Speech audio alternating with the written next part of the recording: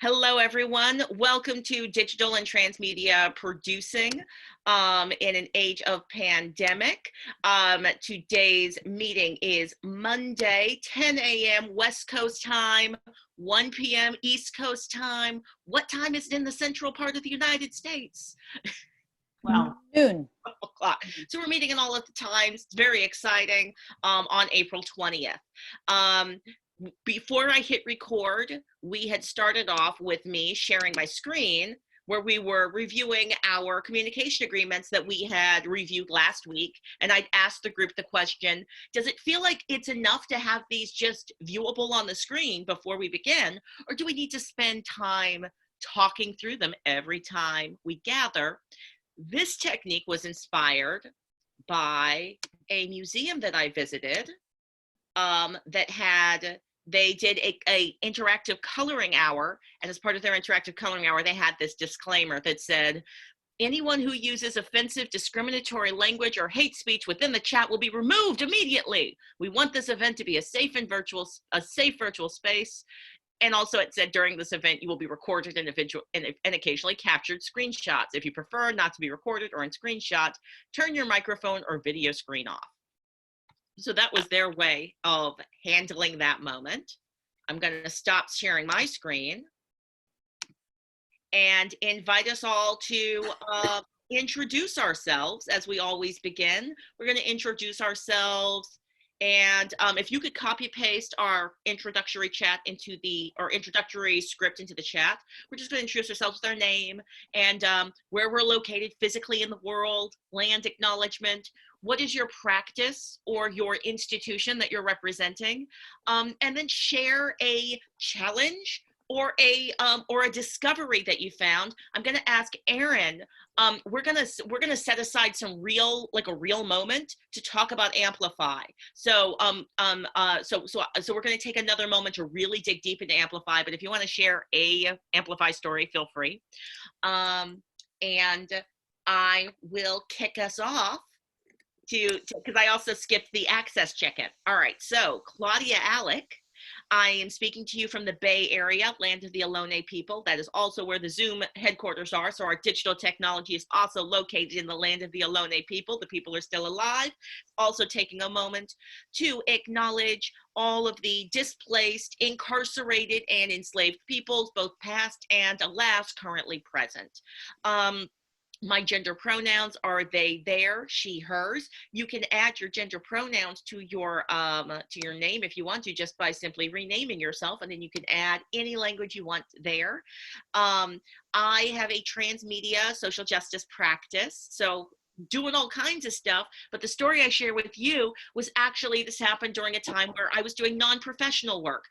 Every Saturday I invite my family to come hang out with me in my kitchen. So we were just hanging out in the kitchen and I was making my Dutch babies. I'm gonna get that Dutch baby recipe right one day. And I took it out of the oven with my mitts that are bright green, which set off the green screen factor, which then somehow, because I haven't updated my Zoom, kicked off a weird algorithm that made my skin turn into a green screen, and it was amazing. And then I spent the entire time playing with my family as Claudia, Space Claudia, because I looked like I had space. And then we just changed the backgrounds to change what my body looked like, and it was very funny.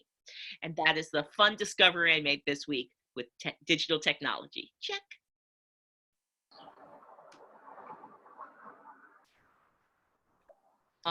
I see Mana Middlebrooks. Do you want to introduce yourself?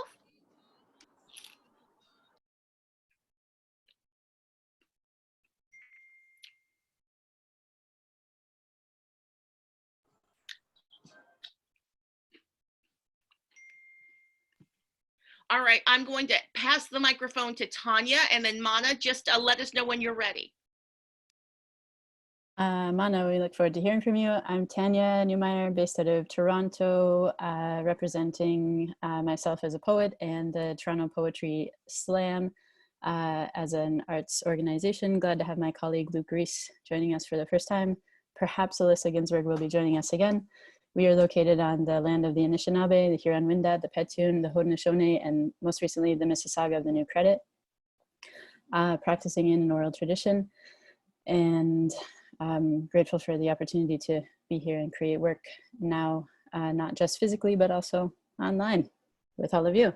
I need to remember to move my body a little bit more than I have been. That's maybe one of my learnings from the week. Yeah, as a person with arthritis, if I don't move often, then I get stiff and things flare up, and that can be painful. So good to remember that and to be accountable by even saying it out loud. Yeah, got to collaborate with a few people on this call and see some fabulous art online with the Bay Area Women's Theater Festival. Erin, Patricia, and Ariella, great to see you again so soon. And we're not dancing this time, but maybe that could be a way to move. So great to see you all. Lots of lessons learned. Obviously, there's more to chat about offline there, but grateful for how that will plug into our more broad conversation today. So nice to see you all. Thanks, Claudia and Kholoud. For today, let's just be wild and crazy. Just call on someone. Let's see. How about Luke? Passing the Toronto torch here. Hi, everybody. I'm so excited to be here for the first time. Tanya told me about this call after our last poetry slam on Friday night, and I was like, let me do it. So who am I? My name is Luke Reese. I am here as a poet, as an arts organizer as well with the Toronto Poetry Project. I'm also a theater producer for Obsidian Theatre Company here in Toronto. We're Canada's largest Black theatre company. So trying to figure out what theater and performance looks like after this and during this is something I'm really interested in. Also here in Toronto on the lands of the Petun, Anishinaabe, Haudenosaunee, the Wendat, and the Mississaugas of the Credit. And continuing to find ways to decolonize practices in theater, which is it's so hierarchical. It's really strange to do, but it's good work. Pronouns he, him, and a challenge or discovery. I think I'm like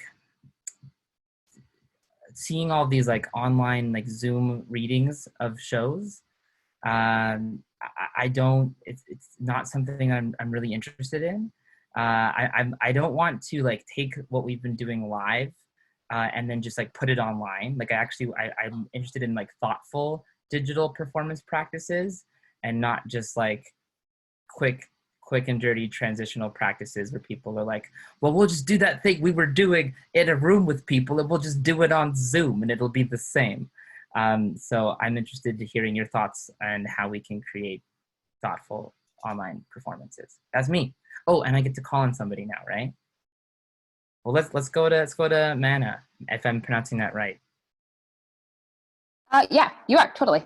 It's working now. Hey, my name is Mana Middlebrooks. I am a director in Washington, D.C., about to head to Chicago for an MFA in directing starting in the fall, hopefully if the world is working and opens up again. And I'm representing myself, but I am the casting associate at the Folger Theater in Washington, D.C., and we're all trying to figure out what it means to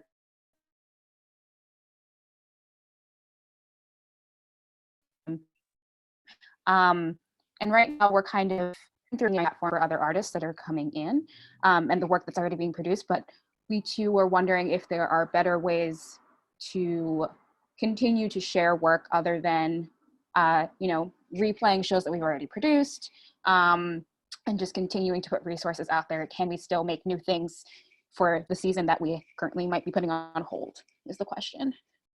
Pronouns are she and her, and I guess I will hand it off to Erin. That's cool. Yes, but I had to find my mute button. Thank you.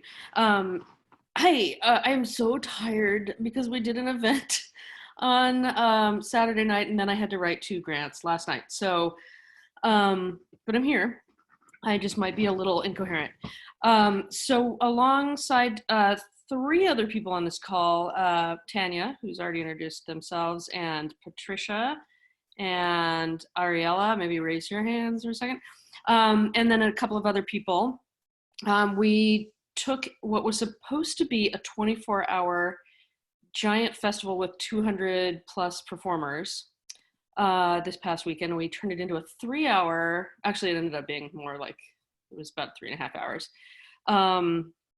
event with a couple people appearing live, some interviews, some pre-recorded work that we thought just wouldn't work as well live, and then an online version of a show that I've done, or a style of show I've done before called Writer Boogie, that I had a hypothesis would work well online. The learning curve was so steep for us that it was a little like technical, kind of messy. But that learning experience and the fact that people really enjoyed the messy version made me feel like, okay, we did that. Now we know how to do it in a smooth way. Next time we can work on smooth, but we know that that format works and that people really dig it. So that was nice. Let's see. Well, why don't I pass it off to Patricia?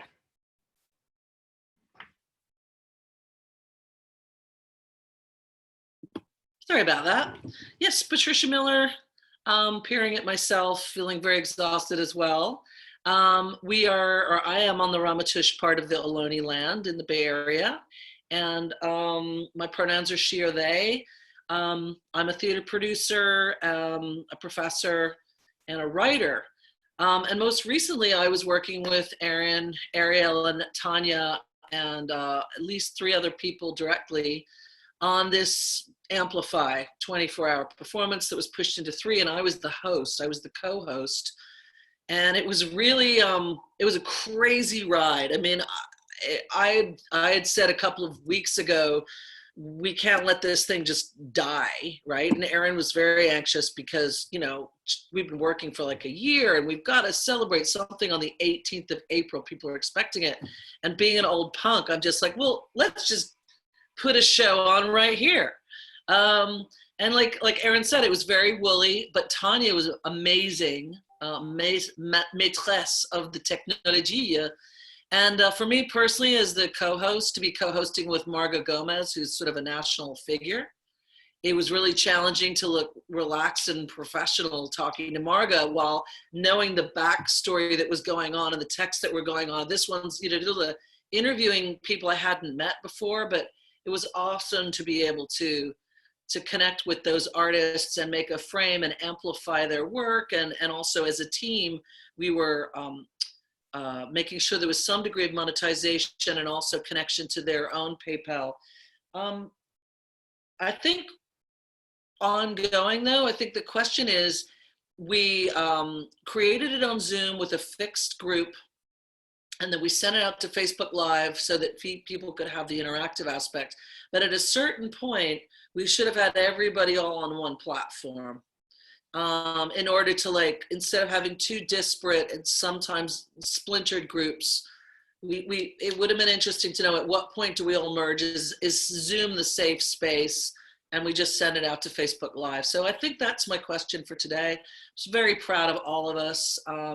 It was really crazy because we were also broadcasting on HowlRound. So doing something brand new that was unrehearsed and putting it out nationally through such a respected organ was quite intimidating.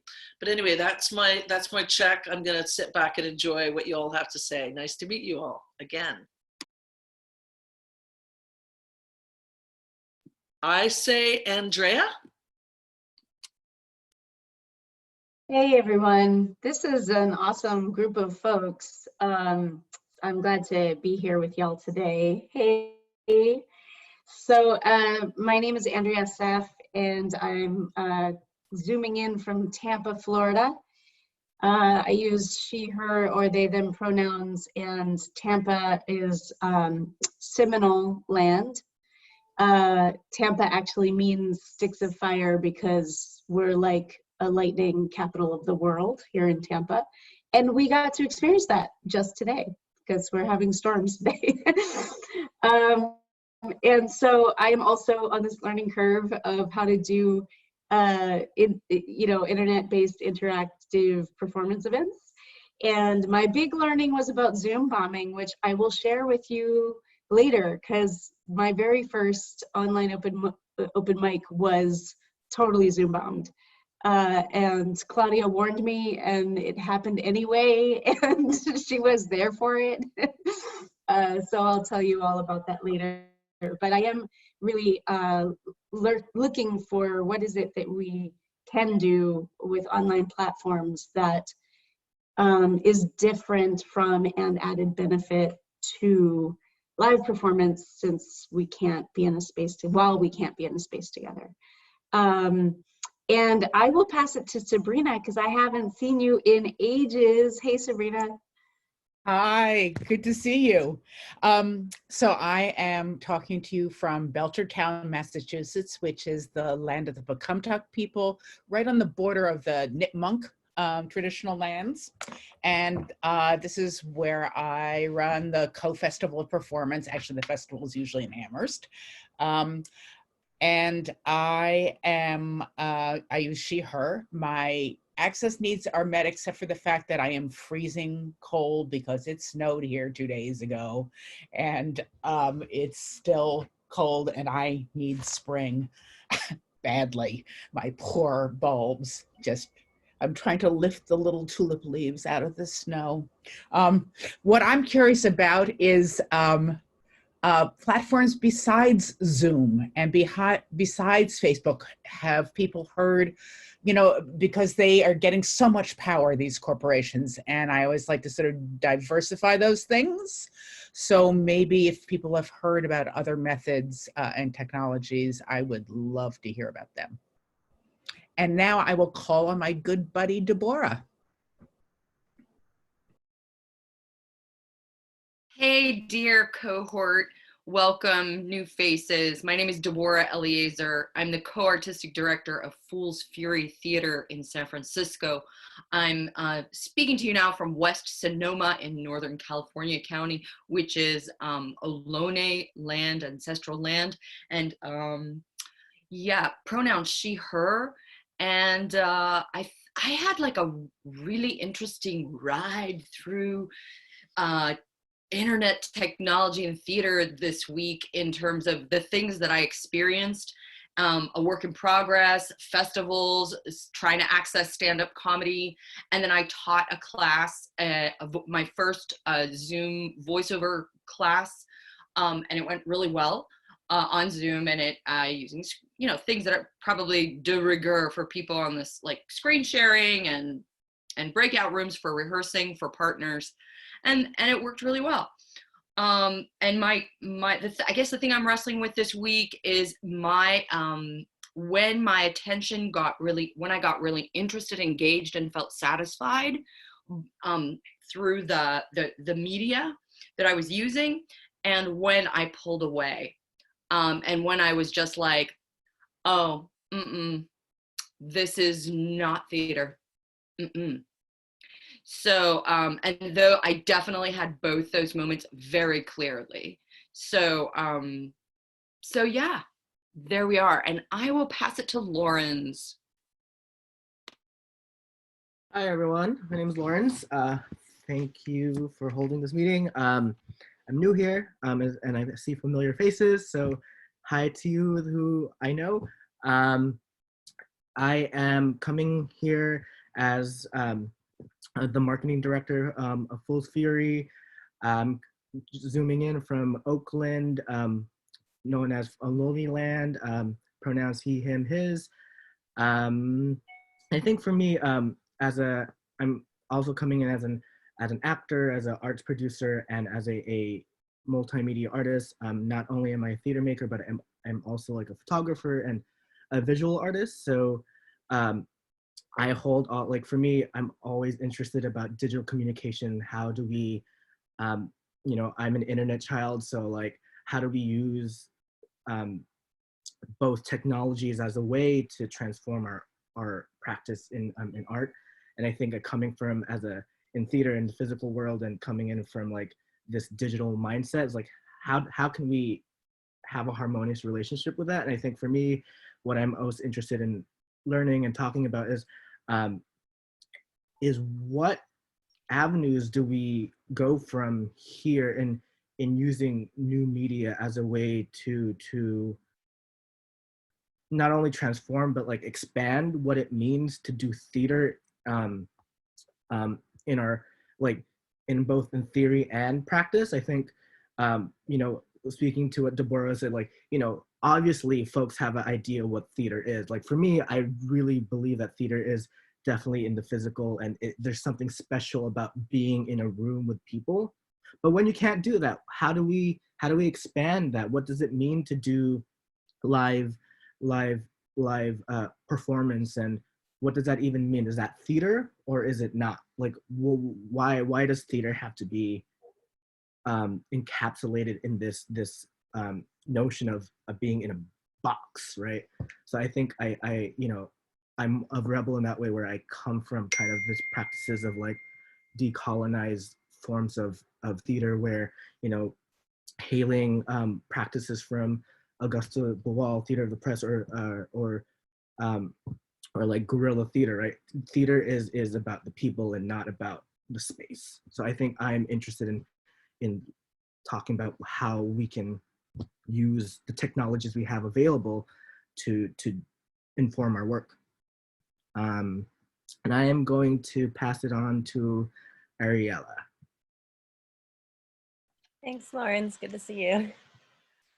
I'm Ariella. My pronouns are she, her, hers. I am in northern Marin County on the land of the Coast Miwok. And challenges and discoveries this week are similar to a lot of the folks on the call who talked about our work on the virtual Amplify, the Bay Area Women's Theater Festival. I think a challenge I realized personally is like how much like my eyes need a break or my brain needs a break after like extended time in front of a screen. And I was like, I think I knew it, but I wasn't prepared for that kind of exhaustion. But also just discovering the delight of, because I was managing the account chat on the Facebook Live, like just the joy of like seeing all these people pop in and realizing that yes, there are concerns that I have about working in these spaces with Zoom and Facebook, but there is also like a very human joy in being able to share it at like with the click of a button with someone who lives halfway across the world, and being like, they're going to get to see this and we're going to get to share this. And that was really special. Also, I'm coming here, so as part of the Bay Area Women's Theater Festival team, and also as myself as a director.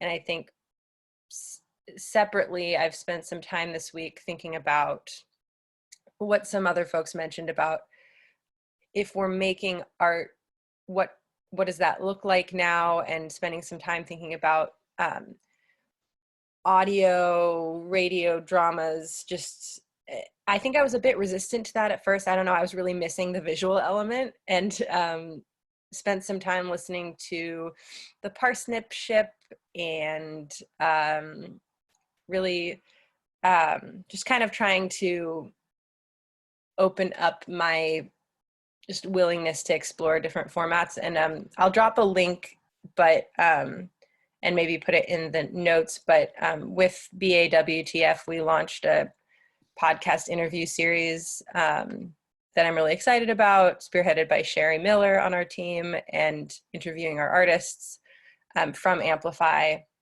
until we can gather again. And then I started teaching my first classes, my first like acting classes with students from school. And I couldn't be on last week. I was like, but I'm feeling a little better and more present now. So thank you all. And I'll pass it off to Joan. Oh, thank you, Ariella. Hi, everyone. I know some of your names.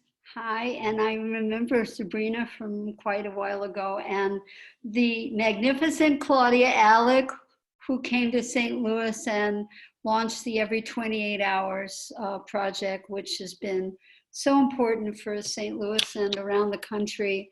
I'm really grateful just to be with all of you. So I'm a writer. director, cultural provocateur, otherwise known as a social activist, and the artistic director of a company here, that Uppity Theater Company. And I want to share that I've really been struggling. We were really thick in a beautiful piece that we were doing about a woman in St. Louis who is DACA. And we were really excited about sharing her story and doing it in a very physical way and using a lot of dance and movement, you know. And we were working with the Archdiocese, which is always interesting for me because I align with them on some things and so don't on others. So in the interest of coalition building, I focus on the things that I agree with the Catholic Church about. And they were very, very concerned about the situation at the borders and our, especially our Latinx sisters and brothers. And that just came to a grinding halt, you know? And I do another big project called Dance the Vote, where we commission dance companies and spoken word to make pieces about the history and urgency of voting, especially for women and people of color and people with disabilities and immigrants and people who are incarcerated. And that is really stymied right now. I mean, we had 1,100 people come in October for our event, and I don't know what that looks like. So that's my personal, you know, that's some of the stuff I'm really holding and struggling with. And so I was so excited to learn about this group because I thought, first of all, I'm going to need to really work on my technology skills and begin to think about things in some different ways. And I'm excited that I can learn from all of you and maybe share. But the thing I wanted to sort of put out there is, what do we do about the physical, right? Though I don't want to overtalk, I just want to say this one last thing, which is I've always resisted the idea that theater is what we're always saying, and that in this almost European style, a lot of people, they do theater from the neck up, right? And it's what they say. And the body is a text, right? And I forgot to say my pronouns because I put them up there. Our bodies are our text, and the ways in which we physicalize and move together are also our text. And so what does it mean when we can't physically touch each other, especially if you're doing devised work and playback and dance-based work, where the text is important, but the spoken text is not the only text. So I'll just say blessings and thank you. I am from the land of the Osage, Sioux, and Iroquois here in St. Louis. Oh, calling on somebody. I got to the meeting late because I couldn't get on. Would you raise your hand if you haven't introduced yet? I'll go next. I haven't gone. I am Kholoud Sawaf. I am a theater director and creator. And my pronouns are she, her, hers. I am speaking to you from Fayetteville, Arkansas, which is the land of the Caddo, the Osage, and the Quapaw. And this week, I am very much alive with the question of doing the difference between doing theater and film versus doing film work. Because I have experience in both elements, I'm very much thinking in that direction and trying to remind myself, even as I'm shooting a moment for something we're doing live, I'm very much thinking of like, don't try to make this in the film quality, and reminding myself that the measurement shot for the film is, the measurement unit for the film is the shot, and for the theater is the scene. So trying to keep it even with this as a scene rather than a shot. Thank you. Should I pass it on to, I think we might be. Chance to speak? I think everyone's introduced themselves. So far, we're getting a beautiful rhythm. Like generally, all of our meetings are timing out at the same times, which tells me we're doing a good job. Yay us! Quick observation. We were talking about this yesterday as we were prepping for this meeting. Well, two observations actually. One is we call this. The name for this gathering is so long. Digital and Transmedia producing an age of pandemic. In our own note taking, we were like, what's the acronym? Why is it so long? But it was long on purpose. It was long because we felt like we had to say digital for our friends who weren't sure about entering a new digital age. And the fact is we are centered in a digital space right now. But we also felt like it was important to use the word transmedia because the work we're doing is not broadcasting, it's not showing videos, we're doing something different that's about bridging the physical world and the digital world. So that's why we use the word transmedia. But we're all struggling for definitions, language. The more we're talking about this and thinking about this, the better. So please not only keep asking hard questions, but start coming up with audacious answers, and then we'll live with them and see what they're like. The second observation is our technology and our platforms are only as successful, accessible as we make them. So even in this meeting structure, we had 3 different people organizing the meeting, and I had a typo, or one of us had a typo in the Zoom.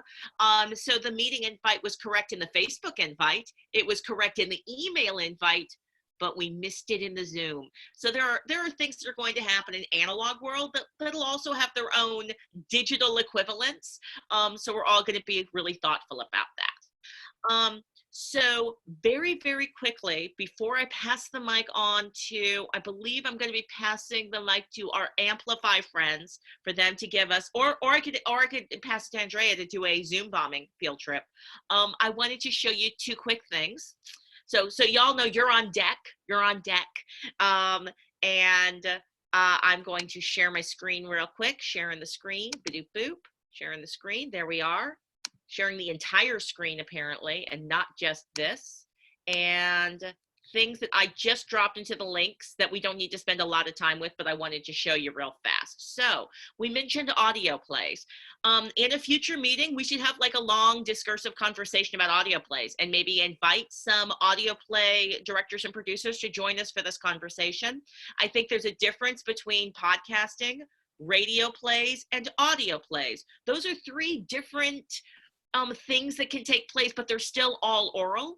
I did leave in our meeting notes, I grabbed a link from Radio Play Arms and the Men, which was a meeting, which was an event we talked about in our last meeting. Here's Parsnip Ship, just a link to one of their last, I think, live audio recordings. If you click on that link, it takes you to their Facebook event, which then takes you to their YouTube, so you can see it directly on YouTube.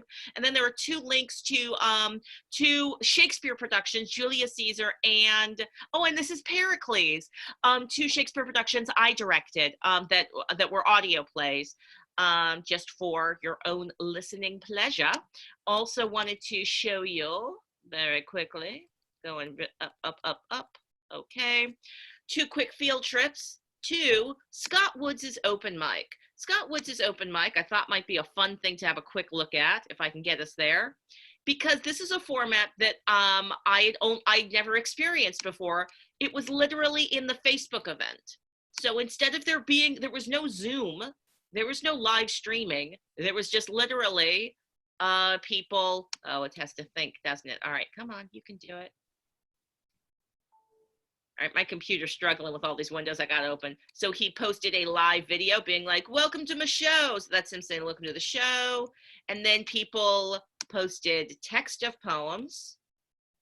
And then you could, people posted video of a poem. And then if you go down, you can see folks were like, oh, this was so great. And you could comment and say, that was so lovely. All right.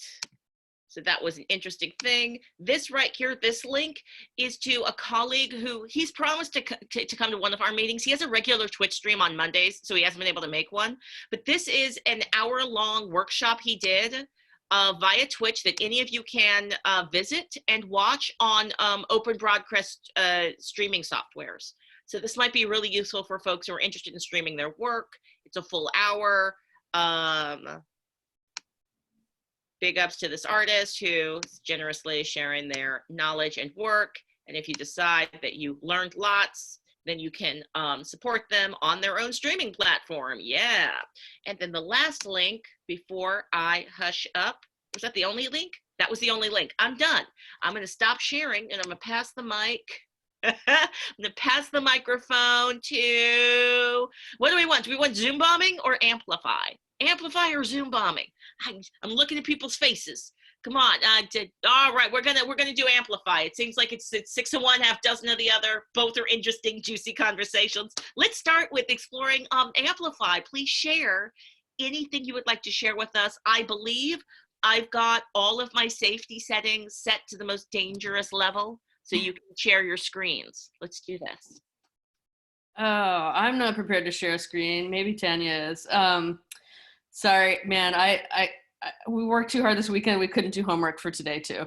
But I will say I think we set ourselves probably the most complicated first event we could do. We ran it kind of like a telethon where we had 2 hosts that were kind of passing the baton back and forth. We had 7 performers in the first half. So some of them came on to talk about their work and set it up, and then we'd show it, a video of it, or they'd perform it live. Others, we had a video or they performed live and then they talked about it. So the order was different for everything. Some of the people we were talking to for a while, others we were just saying, hey, thanks for coming in. Who are you? Let us see your face. Okay, here's your performance. And we tried to get the widest range of styles that were going to be represented in the festival, but that would also work in a online fashion. I mean, there were just some things that were like, I don't know that would really translate very well. So we started with Phonique, who is the first cis woman ever to win a drag queen contest. So she's a faux queen. And we had a video clip from a show of hers called The F Word. And then we talked with her for a few minutes. We had Susan Jane Harrison, who does this wonderful solo show about being a woman in public versus in private, like what that sort of gap is between the way that we present ourselves in public. And she performed live. Then we had non-binary artist Nakia Rideout with their solo show about navigating the world in a black body, in a black non-binary body, like not knowing where you belong at all. And that had actually been originally sent to us as a video of a live performance. And I thought that's what we would be sending. But then when I was talking with them, they said, oh, I'd really like to I don't want to perform live. I'm worried about that. I'm too nervous. I'll make a new videotape of it. And they turned it into this fabulously produced video segment that I thought it was just going to be a self-tape of, hi, here I am doing my monologue. And no, like time lapse, like amazing cuts, and it was beautiful. Followed that up with Lady Rev, a spoken word artist who had a film of a piece that she does, filmed around her neighborhood, which is being gentrified, and all the old buildings are being torn down and nothing's replacing them. And so that's what that piece was about. And that was a video that had been submitted for acceptance to the festival. So she didn't have to do any work to prep for that. Same thing actually with Phonique, had sent us that clip already. Then we went to, I think Irene was next, right? Yeah. So then we went to a comedian because we're like, let's gently get us off of the now place where we're like, oh, we're mourning our neighborhoods. So we cut to a punchline performance by Irene Tu, who's this marvelous comedian who starts her act with, yes, I am a girl. I know you think you're looking at a teenage Asian boy right now, but you are not. then we went to a live performance by a group called Mugwumpen. Yeah, this was actually when we didn't have Mugwumpen confirmed yet. So Mugwumpen was able to come in at the last minute with a live performance. They had created a performance that was supposed to be part of Bay Area Women's Theater Festival, not specifically our event, but the larger festival. And then they were going to follow up at our event by taking the characters from that one and creating over the full 24 hours a new devised piece with those characters. So they just brought a character, and the work they were doing was, sorry, I'm trying to be brief about this. So I have to not look at the scrolling. Characters that were highly covered, completely covered head to toe in costuming. So, you know, mask, gloves, like whole headpieces, almost as covered as if you were a mascot for something. But they just look like costuming, not like faces. And she chose to perform outside just to kind of add that longing to the fact that we're all wishing we were outside a little bit more, or most of us are who aren't in a place where it just snowed. And so that was fascinating to see. And that was the one that we really had no idea if it would work or not, you know, if it would be interesting to watch. And so she was just standing outside with filming through her window. So we, the camera, were inside her house, and she was outside in the street, sort of, you know, moving around, doing a movement piece. It was a way for her to do movement.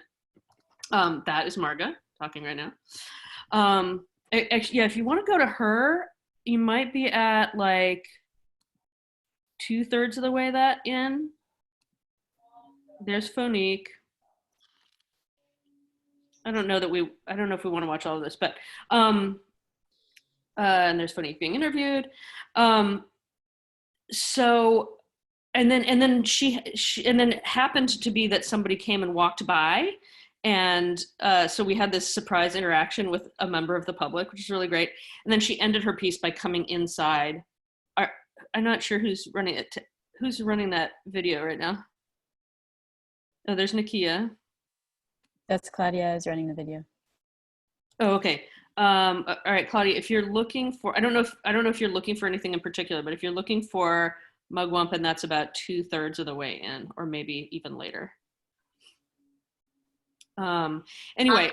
I'm just scanning the video as you're chatting. I'm not trying to match up your words. Okay, cool. Video. So I'm just going to, because I'm highly distractible, I'm going to look away while you do that so that I can actually talk without just taking too much time.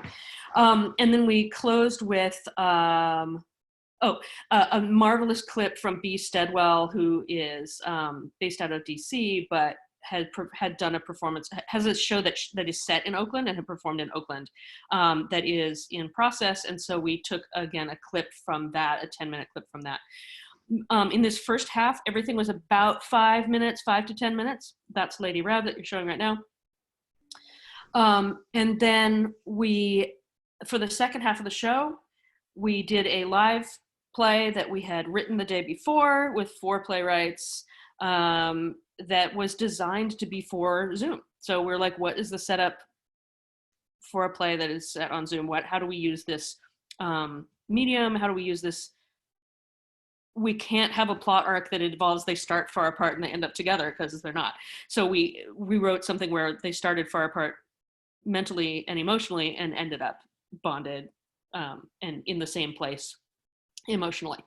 And that particular event, here's Mugwumpen. Don't go back, go where you are. So actually go forward a little bit from there.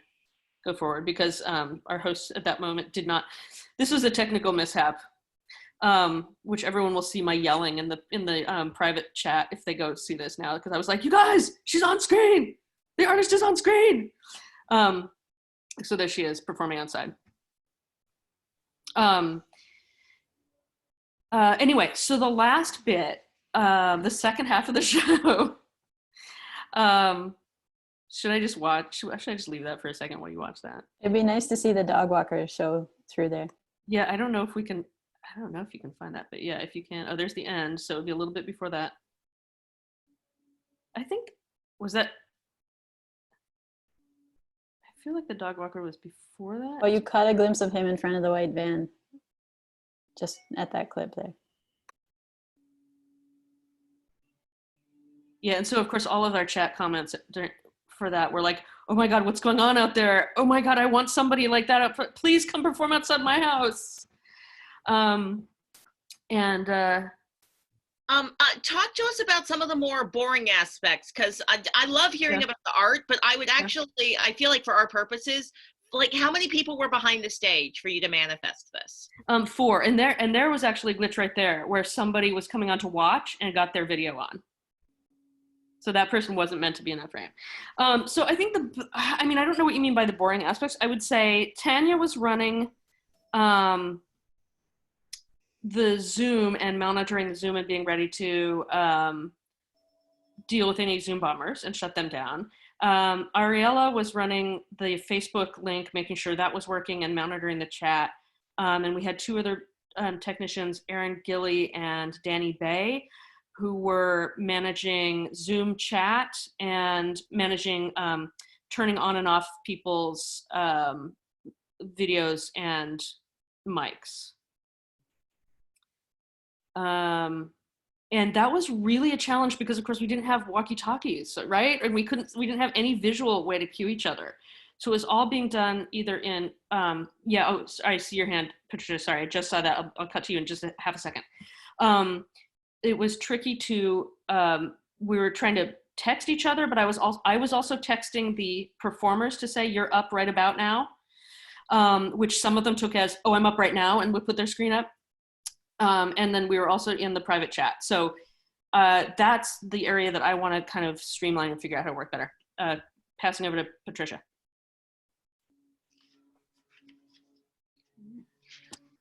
As I was just saying in the chat, there was the main section that was 2 hours long was this combination of live, prepped, and interview. And the second, the last third was this writer boogie. And Joan, I see that you're asking what that is. So I'm going to ask Erin to go on to private chat to talk to you specifically about that.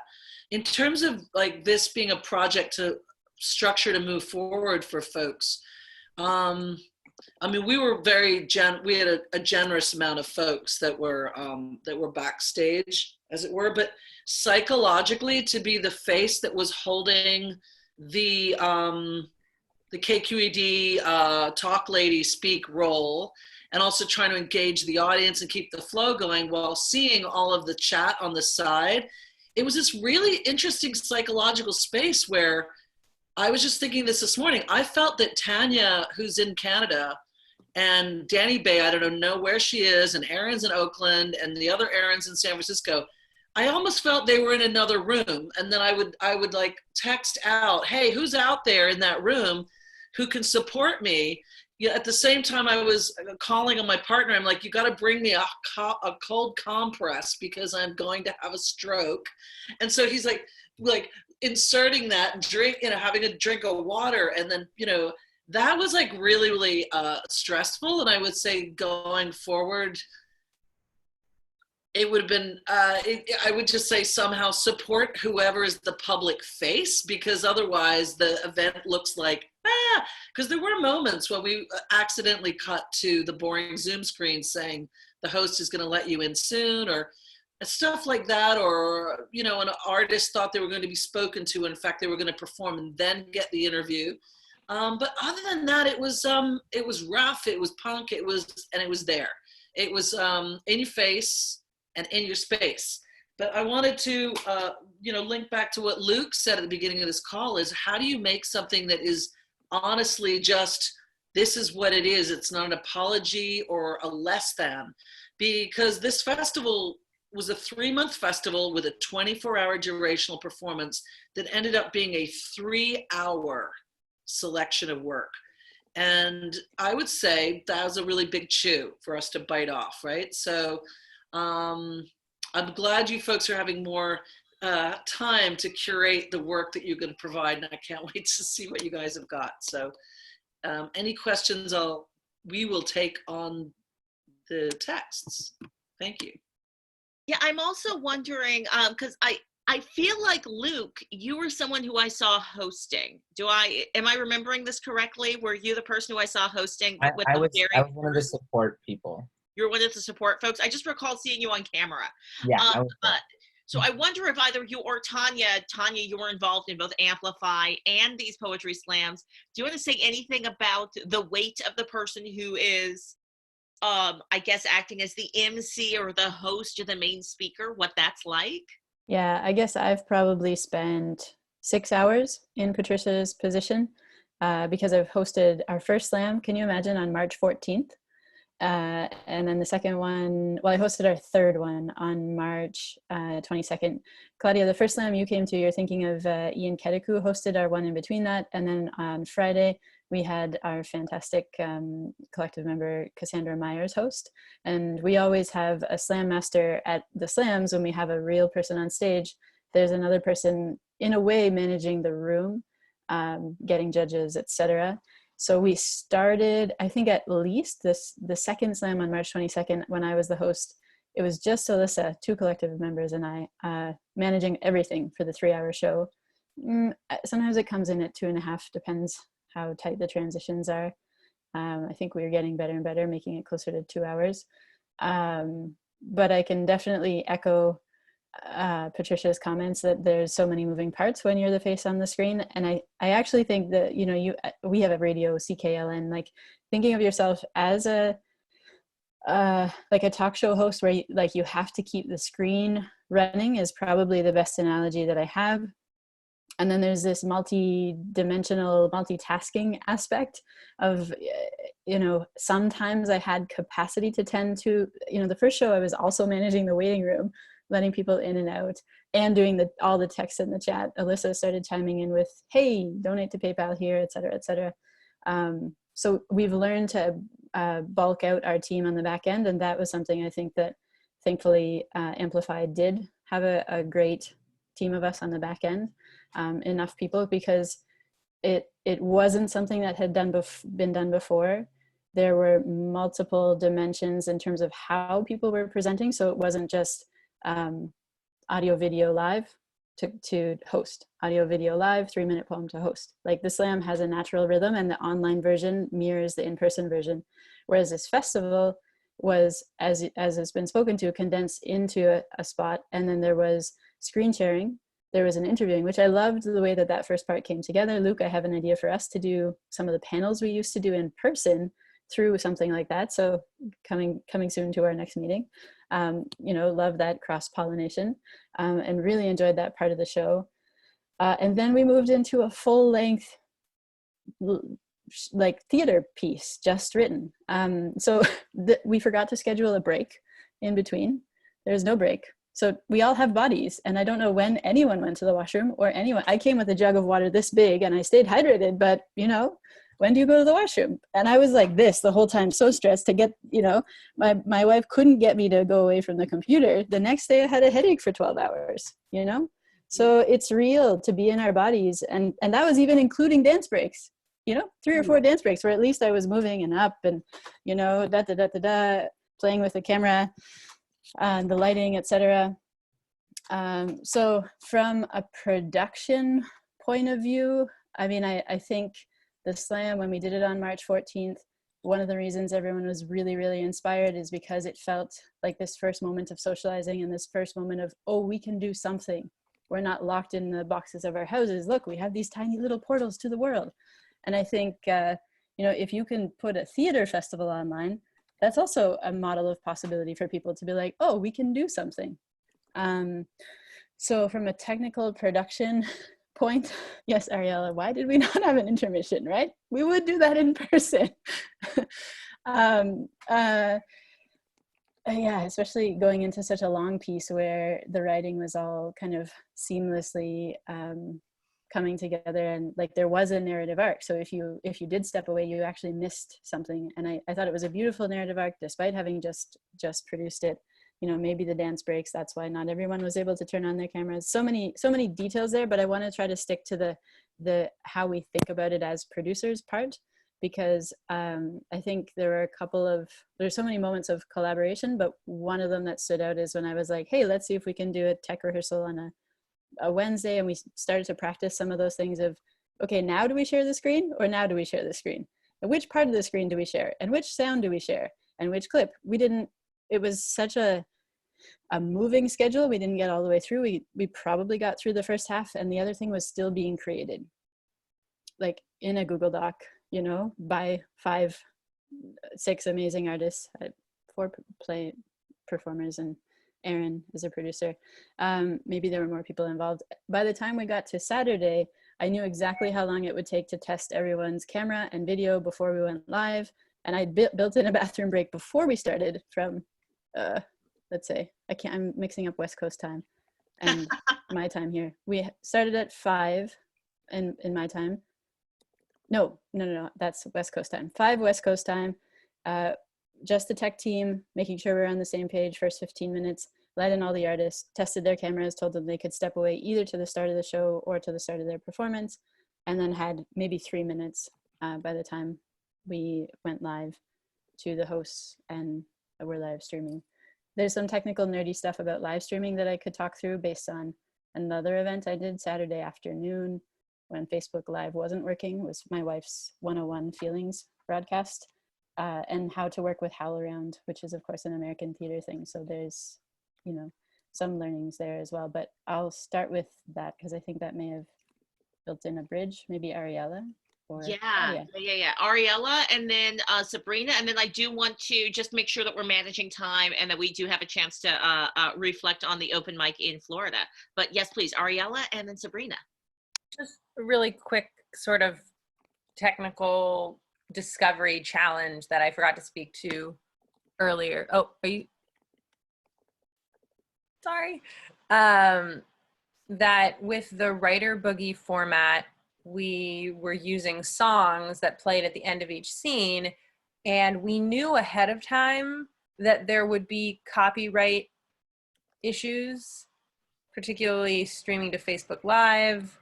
There were like multiple times when like it would have been fine if Facebook had just muted it, but it would like cut off the live video and we had to start it a couple more times. And that was something that Tanya was managing, and Susan Shea, our managing director, was also there. And I was like trying to be like, we're coming back. Like, and then I think there's a better way of doing that. And we just didn't have the time or capacity to figure it out. So we're like, we're going to do it messy and just get it up. But that was like something that induced a lot of anxiety for me, to like not feel like I knew what was going to happen when they played the song.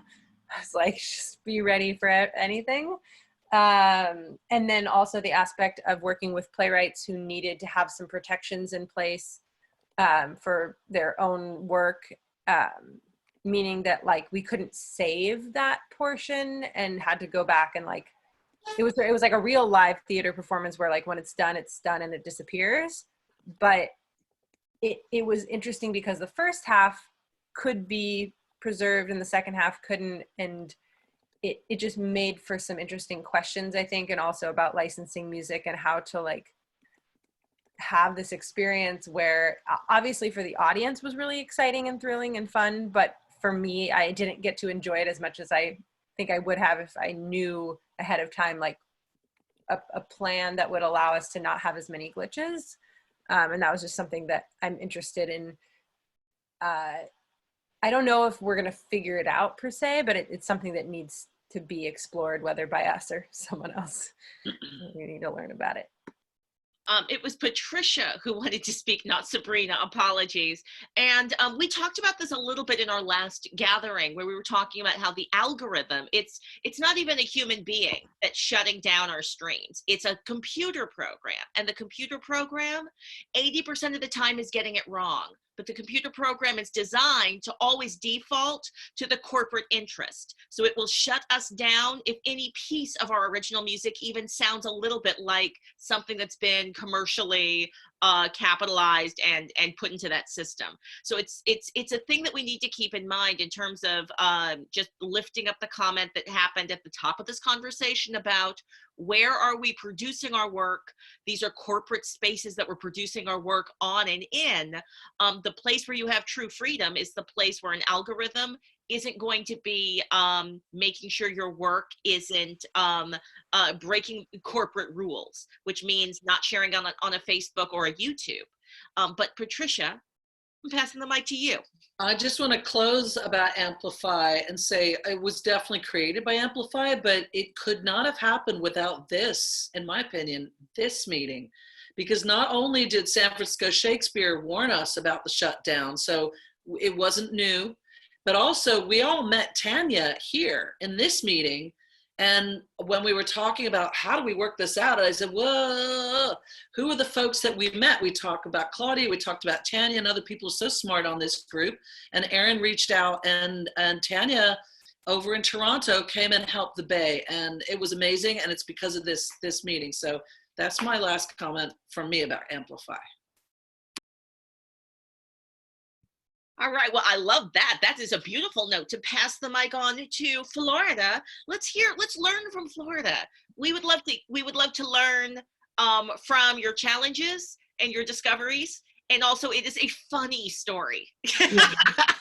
Thank you, Claudia. Okay, so first, the little thing that I'm enjoying learning about is like how lighting works on Zoom, which is like different from theater lighting, because the computer also makes its own decisions about lighting.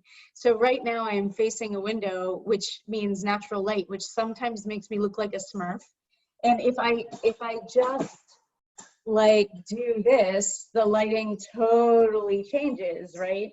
Around the room, even the color, skin tone and everything changes. So not only trying to learn about that for myself, but also for artists that I'm working with, and like how to prep them before we go live, which includes like, you know, my DJ for the open mic event, who had never used Zoom before ever in his life.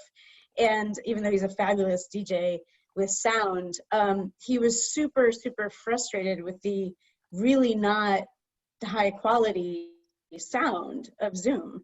And the, you know, depending on how good your internet connection is, that warbling or going in and out, he was very frustrated with that. And likewise, if you watch the Art to Action open mic online, you'll see we had some live performances with incredible performers, including Michael Trotter from the Warren Treaty, who we could hear his voice beautifully, but not his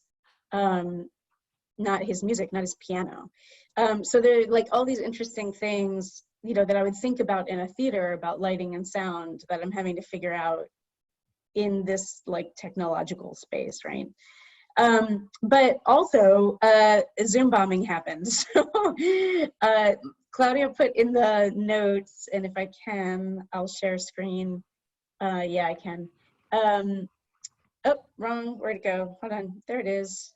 Oh yeah, so the Veterans Open Mic online rough cut, it is totally a rough cut, but you can watch it on Vimeo or on our website. Just to give a little background, the Veterans Open Mic is a community-based program that came out of one of our programs here at Art to Action in Tampa, Florida, that is specifically for the veteran community and caregivers of veterans and families and people who are just interested or care about issues of war and peace. So we've been doing that project as a monthly event since 2013. And this was our very first attempt at an online open mic. It's usually a 2.5 hour event. And about an hour, a little more than an hour into it, we were Zoom bombed, which I'm sure you've all heard about, but if you haven't experienced it, it's quite an awful, it's awful, right? Because the people doing this are clearly extremely racist and homophobic groups, and they're you know, clearly targeting activist organizations of color, queer organizations. So in our case, our Zoom bombing began with pornography. And I had this moment because I had a prep call with Claudia beforehand in which I was warned about Zoom bombing and the things I should do to try to prevent it.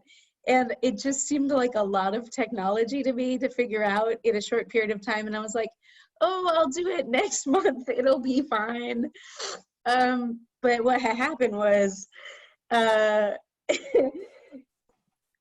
somehow when I first set up the Zoom, I set it up to not require a password. But when the event actually happened, somehow a password was required. And I don't know how that changed. However, then there was this immediate, like the event was starting and there was this immediate, like I was just inundated with messages and phone texts and Facebook messages and emails saying, I can't get in, what's the password? So in our panic, we put the password on social media, which I believe was the big mistake. We put the password on Facebook and other social media, and people started sharing it widely. And about an hour into the event, the Zoom bombing happened. So, and I had this moment, I was like, oh, it's happening right now. It's exactly what I was warned of is happening. And so I panicked and hit leave meeting. However, I forgot that as the host, I needed to hit end meeting, not leave meeting. So then I frantically had to get back in to see more of the horridness that was happening, which had moved from porn to just straight up hate speech, N-word madness, and make sure that no one else was seeing it anymore, right? So we ended the meeting, and then I immediately tried to contact everyone that I could, which was basically everyone who had registered through our website or Eventbrite. I was able to contact them and give them a new meeting and password and enable the waiting room, but only about half of our participants made it back or less. But we did make it back, and it was really important to me to make it back because one of our closing performers was William Yellowrobe, the playwright, reading new work, and I really didn't want, when we had his permission to record, and I really didn't want folks to miss that. So a bunch of us made it back, and we have this hysterical conversation about what the hell is Zoom bombing. And then we finished the people who are on the open mic list. So if you watch the Veterans Open Mic rough cut video, so what I did the following day was I took all the recordings, I edited out the Zoom bomb, and I tightened up the places that had been glitchy or where sound wasn't good or where there was a lot of, oh wait, I have to unmute, blah, blah, blah, and just made it a little tighter. So it comes down from a 2.5 hour process to an 1.5 hours in the video. And then people can still kind of feel like they were there for a lot of the live stuff without all the problems. So yeah, so that's the overview. And so what I learned is never share never share a password on Facebook or yeah, there you go. So we're gonna do another one on May 3rd. This is always the first Sunday of the month. We'll try another one on May 3rd. You're welcome to join us and hang out or even perform if you want to sign up on the open mic. And hopefully we'll get better. But I am very interested in this question of, is there a better platform than Zoom for open mics? Because the sound quality issue is really bothersome for artists who are sharing music. So I'm happy to answer questions or leave it there, and I invite you all to check out some of the performances. Some beautiful things happened despite the challenges, especially Michael Trotter, who you're seeing right now. All right, any questions?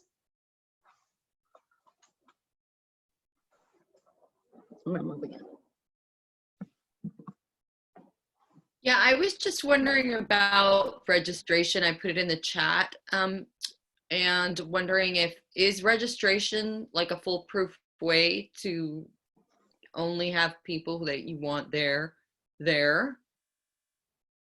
I mean, not necessarily because it's still a public event, but I've set it up now. I didn't the first time, but now it's set up for May that you have to give me your name and email address to sign up. So I think people will probably, if they're looking to cause problems, they probably won't want to sign up. So I've also set it up so that people can register up to all the way up to the event, but 24 hours before the event, they'll get an automatic reminder that we'll have the password, the Zoom link and the password. So I'm not giving it out far in advance this time. So I hope those things will help, but I'm very open to advice on any of this. Yeah, currently Zoom has automatically created the waiting room function, so that's been activated on everybody's Zoom automatically. I'll be honest, I personally find it annoying and ineffective. I don't think the waiting room function works for me. I see Luke has some knowledge to drop on us, so yes, please, Luke. Last really fast comments from my point of view, and I don't know if you can all hear me. I'm trying out my headphones to see what it's like to use the headphones. And then I'll look on the recording and be like, what does it sound? What's the difference? Anyway, when you are registering, it does force you to actually use a real email. And you don't get the code unless you use your real actual email. So it means you'd have to like use a spoofed address. And generally the kind of people who are going to be trying to ruin our events aren't going to do that much effort. So I find that the register step is the only extra step I've needed to have. But you're correct. Zoom is not a safe platform. It is not end-to-end encrypted. It is not safe. Passing the mic to Luke. Yeah, so this is also talked previously about the mic, actually. I do have a USB mic that I've tried. There isn't a huge difference between me using this mic and me using my laptop mic, mostly because I have a fairly new laptop. And this mic is, I think, maybe 5 years old right now. So it's weird in terms of like, it really depends on just how new your mic or your laptop or your headphones are. The newer it is, the better the quality is going to be. But in terms of registration, I mean, with Toronto Poetry Project, we had our slam on Friday, and we did it through Eventbrite, where everybody has to go in, register. We did like a pay what you can scale as well, because we also need the funds from the door that we would normally get to help pay for the feature and the host, and money goes to the winner. Because we're paying all of our artists, we needed to find a way to, you know, just present that option, but also still have an option where folks couldn't afford it, they could still come in and they could access the information for free. But it was that extra step. It meant that we had all the information for the people who were registered. Eventbrite will automatically send out an email, which then has the link and the information that they need to get in. And you can also preset on Zoom that folks, when they come in, their video is not on automatically, that they don't have screen share settings. So there are a bunch of other like precautions within Zoom when you're setting up the meeting that you can put in. So it's not like somebody can just come in, even to get the password, and then just share their screen with everybody. You can put extra steps in there. And I found that it worked really well for us. Luke, I have a question about sound though, because you mentioned your microphone, but what about for artists who are trying to speak and play music at the same time? That's where we've had the problem. The voice is usually fine, but the music goes in and out. If they're playing music on their computer, there's actually an option where you can just directly share the audio from your computer through your video. So in that case, you would have to change the settings if you had it where guests couldn't share so that they could. And then that person would have to go in, you go into your screen sharing, and then you go to like advanced, I think it's called advanced options. And then there's where you can share the sound directly. So if they're playing a track from their computer, then it comes through extremely clear. That's what we have our hosts doing during the intermission, during the lead-up time to the event, just playing music so that, you know, it's almost like you are at an event where there's music playing and creating an atmosphere. As for playing, like if they have an instrument, I haven't figured that out yet. I don't know if anybody else here on the call has any advice for that. I'm seeing in the chat lots of really great dynamic conversation about Zoom bombing, questions about Zoom bombing, also additional questions about just best microphones. And is Zoom bombing generally happening in public meetings or only private gatherings? And I think that generally Zoom bombing is taking place in a lot of different spaces, but we don't know, right? Nobody's tracking this. Well, I guess Zoom is probably tracking this a little bit, but I know I didn't do a report to Zoom, so I don't think anyone's really tracking this. Lorenz, you had your hand up. Did you want to share? Yes, I did. This is in response to Luke's like in terms of like music. It's really just about and it goes back to the mic issue. If you're playing an instrument, if you want really clear audio, it just like you have to get something that I forgot what it's called, but it plugs into the computer. It's a digital kind of like receiver for your instruments. Let's say you have a piano or an electric guitar. You don't want to mic it. You want to share the actual feed from the instrument to the computer. It's like a $200-$300 box. For most musicians who do recording and do that, most musicians who are tech savvy in that way would know what that means. Otherwise, the easiest, like simplest way is to really have like a USB mic that plugs into your computer, like one that Luke has, and then just face any speaker. If you have a piano or a guitar into that mic, it does a physical mic does a better job than a computer mic if you have an older device. Like I have a pretty new laptop. Like the mic's pretty well in terms of music. It balances whatever technology like Apple does. It kind of like the software in balances out whatever highs and lows they have in the thing. Zoom, I think Zoom, for some reason, their software can't handle a lot of highs and lows, so it can't, and that's just a limitation in the software itself.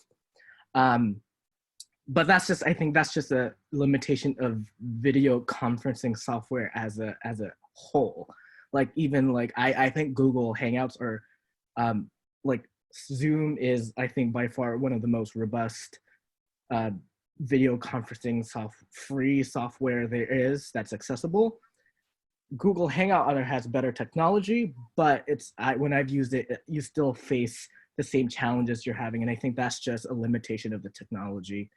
Unless you have like thousands of dollars of like streaming and broadcasting technology, which we don't have, then all our problems will be solved. But it's about like, I think like taking like what Amplify was in, taking like these things that we're not used to and just really going at it with like gusto and in a scrappy way, because like that's what we have to do, and making like doing the best we can because we're not outfitted for this type of work. I'm seeing some great information being shared on the chat. Yes to Yeti Pro. Yes. My own internal research made me go, yeah, I think that's the microphone I want to buy for myself. When I was researching microphones for podcasting about a year and a half ago, Yeti Pro was the one I landed on as well. I want to invite us all to go to the Facebook Transmedia Producing or Transmedia Performance Facebook group and keep sharing these really useful links and keep that conversation going, and invite some more wonky sound folks to join in. Now, the main question that started this conversation was, is Zoom the best platform to do an open mic on? And the answer is, I'm not sure. I don't know. I've experienced, like I shared the Scott Woods did an open mic on a Facebook event. I've experienced an open mic in Discord. So there's been a lot of different places. I want to pass the mic to Tanya. I'm realizing we never got to have I was trying to transition us to like the more deep conversation of audiencing in an age of a digital pandemic, which I was excited to have. But I'm passing the mic to Tanya because this conversation's interesting too. Yes, please, Tanya. I can speak to the open mic because that felt like a specific response to Andrea. I couldn't quite read your lips there. But I will also just mention, to tie in like what Lorenzo said in terms of like having to be scrappy in terms of production. I think for me, there's ongoing questions around what is the best platform. That's actually what Aaron and I started chatting about weeks ago.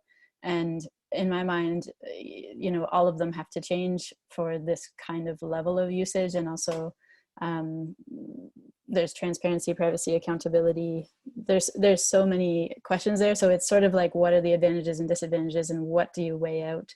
I spoke to this a little bit in that article that was in our notes last week. And when we were meeting with Amplify, we were talking about how we would have had a very different production schedule, getting from like that Wednesday of like, okay, we know what some questions are and where we need to work on things, to like, okay, well, we're doing it this Saturday. It would have looked very different if it had been designed to be an online theater festival. And so I think that speaks also back to like, if these platforms were designed to be used in these ways, they probably would be designed in different ways. So I just want to tie that thinking back. But we saw, tonight, there's Reaching Intelligent Souls Everywhere out of the East End, Scarborough of Toronto. There's a nice open mic that happens. You can check out that on Instagram. I'll throw in the link before I leave today. So Andrea, that might be a good way for you to see what it looks like. We had an open mic that we ran on the Toronto Poetry Slam Instagram. Luke did a brilliant poem. And we had about 5 artists share. 2 of them we had planned to, our other collective member, Jennifer Alicia, brilliant poem. And then 3 people who were known to me in the scene. I was the host. I was like, hey, you want to join? And they threw on their camera and pulled out a poem. It was really beautiful, but we lost the connection. My internet crapped out. I think it was maybe the app itself, because I'd switched to another Instagram or internet connection, and then the lag in the app itself like froze. And so we were really excited to post that open mic as a like 24-hour ad showing some poetry, and then moving into the next night where our event was happening. And it was intimate. It was like face-to-face, like, hey, Luke, how you doing? Oh, you're writing this and you're gonna be winning a competition where Toronto wins some money. That's amazing. Let's hear the poem, go. Oh, Jennifer Alicia, you just wrote this, you're nervous? Let's go. Beautiful poetry. And then it was ephemeral, like spoken word has always been. It stopped existing. It just disappeared into the clouds, the real clouds, or the bits, I don't know. And I was so heartbroken because it was such beautiful poetry. And I was like, this has always been my lament with spoken word. It exists, and then it disappears. You had to be there. You know, we had 20, 30, 40 people pop by, and nobody beyond that got to hear it. I came crying to my wife, oh, the internet's so great when it works. Oh, it broke my heart today. I want to hear that poem again. And then eventually I was like, okay, Tanya, calm down. You can do this next week. It's fine. It was a beautiful open mic. It was ephemeral, like our art form is, and try again next week with the technology piece. So Andrea, I'll send you the link for what's happening tonight. It works really beautiful when it works. That was heartbreaking for me. And then I had to get over it and move on to our next event and the next event. Yeah. Joan had a question. Yes, please. Tanya, this is so interesting. So, you know, this technical stuff is really, I'm so much about alive in the space person that my curve is really big, but I appreciate this. So it's not possible to tape this live event so that you can share it later? I mean, did I miss something here? Yeah, so it totally is. And it's up to you at the end of the live. You can do up to 1 hour for an open mic or interview or Q&A or whatever you're doing on Instagram. And anyone who tunes in during that broadcast can see it at the end of the 1 hour, or if you do a 20-minute open mic, I think it was about 30 minutes of recording we had, that when you get a little screen at the end on your phone. I guess at this point you can only broadcast from your phone, and it says something like delete or post. And so that was the button we were looking forward to being able to say post. You can also, by the way, if you haven't done this, it took me a few weeks of doing poetry workshops online. In the upper right hand corner, you can click save. Then you can use that recording for your own purposes as well.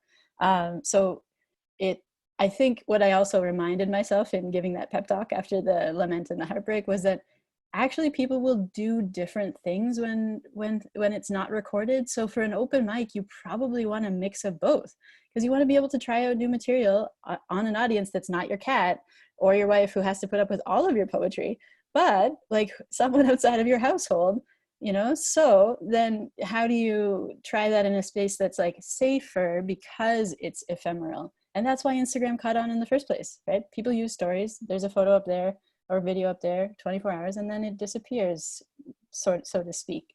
So yes, it can be recorded, and that was what we intended, but the technology failed, which it can do. And so we learned from that. I see that Aaron has their hand up, and I would love to pass the mic to them. And then I'm going to do just like a closing thing to bring us to a place of completion. So yes, please, Aaron. Yeah, this isn't anything deep, but I wanted to jump on that. There are going to be a lot of times that people don't want to be recorded. And so our second half of our event, the writer boogie part, one of the playwrights said, hey, I'm writing something in 24 hours. I don't want to have that out there in perpetuity. Also, I'm worried about people, copyright issues if they do that. And we were like, people also would probably be more likely to dance on their screens if we're not recording it too. So we switched halfway through the show to, okay, we're recording that. We're still recording it, but only for ourselves. This will not be archived. It will be broadcast live only.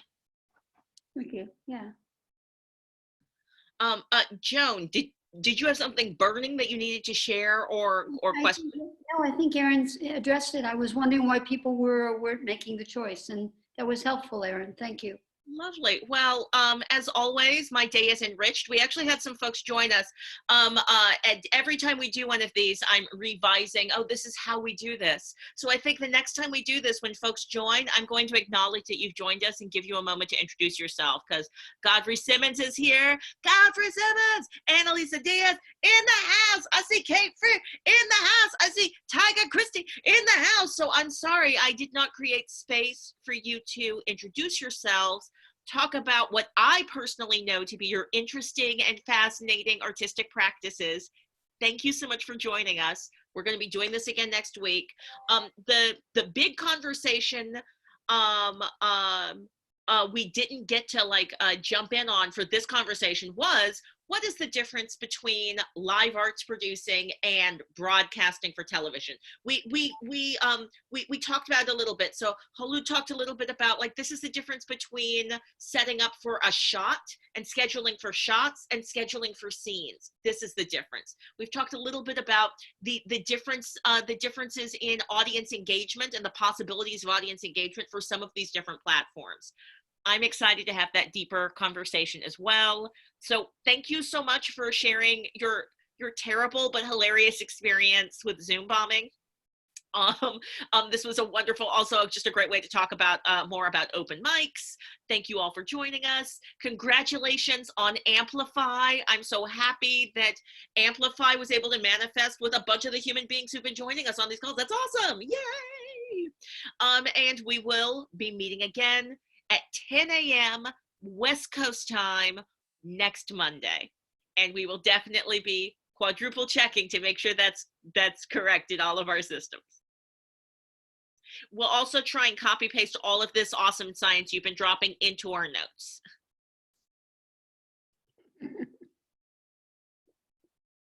Thank you, Claudia. Thanks, Claudia, for hosting. Yeah. Thank you, everybody, for sharing. Thank you, everybody. Make good work. Oh, and feel free to drop more links in here if you have more links you want to drop. Just drop them in. We're copy pasting. Thanks, everyone. Bye. Bye.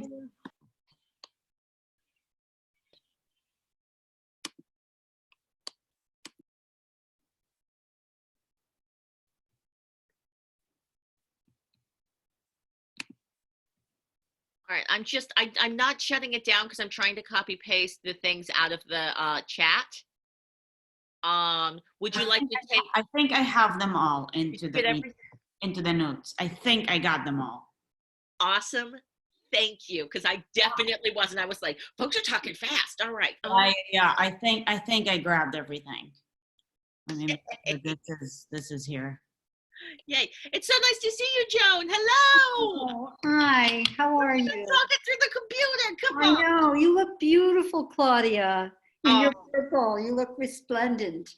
I'm going to be so sad to have to get rid of these braids, y'all. I'm so sad. Like, it's about that time where I either need to, like, risk my life and have a stranger break the law to come braid my hair, or I got to go back to an afro. I think. I bet you look beautiful with an afro. It's I so gotta cut my hair's never this long. I feel like I ought to just buzz it all off, you know? With all this hair, right? Yeah, for me, it's not that I don't look cute with an afro. It's a lot of work. I have to lift my arms over my head. It's an entire thing. Oh, yeah, I hear you. All right. Kholoud, do we need to do any debriefing or? Sure. Yes. All right, so let me give you guys some space. Claudia, can you make sure when you do the invitation again? To get the time right? To not get No, it wrong? it wasn't so much the time. Can you make sure that that you put the ID on? Because without the ID, I couldn't get in on Zoom. Well, here's the thing. It's supposed to be a register link. So you click on the register link and it's supposed to send you your link to get into the meeting. So if I you did, but then it wouldn't let me in. You know, we communicated, it wouldn't let me in. So. Did you register? Yeah, I registered, yeah. You got an email. Yeah, I registered as soon as you talked about it at the net thing. I was like, oh, this is something I need to know about, yeah. All right. I think I might know what the technical glitch is. So I will definitely look at that. All right. We have a net meeting at 3, don't we? Yes, there is. There is a net town hall later today. I got to get some fresh air. I've been at it since 8 o'clock this morning. Yes, get some fresh air, get away from the computer. Yeah, but really, really good to see you. Thank you for organizing and sharing. So appreciate it. Okay. Okay, good, Karen. Nice to meet you as well. How do you pronounce your name? I want to make sure. Kholoud. Kholoud, thank you for your help, Kholoud. I really appreciate it. Of course. And let me take a moment. Joan was one of the main producers on the Every 28 Hours plays. Kholoud and I met in Oregon. Amazing director who works with both film and physical human bodies on a stage and theater. And we've been doing some digital organizing collaboration over the years. That's fantastic, Kholoud, and that you're in Arkansas just is fascinating to me. I love it. I hope that we can know each other better. So, yeah. Likewise, thank you so much. It's so wonderful to meet you. You as well. Take good care, Claudia. I'll let you do your thing. I'm going to leave, officially leave the meeting. Bye. Peace out. I'll see you. Are you going to the net meeting? Yeah, of course you are. I will be there. Yeah, okay. Bye for now. Bye, Kholoud. Have a good rest of your day.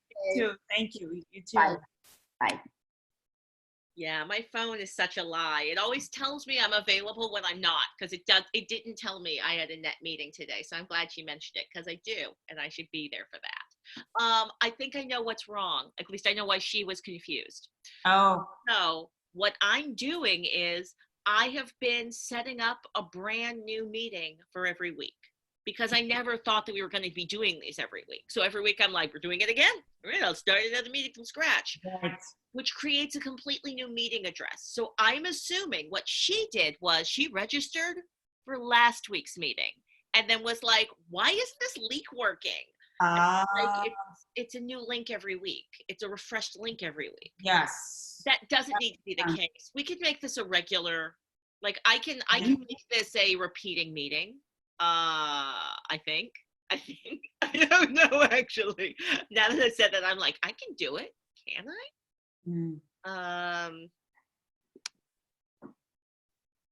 Let's see. I'm just gonna I don't go. know if you want to continue recording or if you want to stop it. It's up to you. Oh God! Well, yeah. You might as well hit stop recording. Yes, we can hit stop recording. Forgot that we were recording. Was not paying attention. Yes. All right. Stop.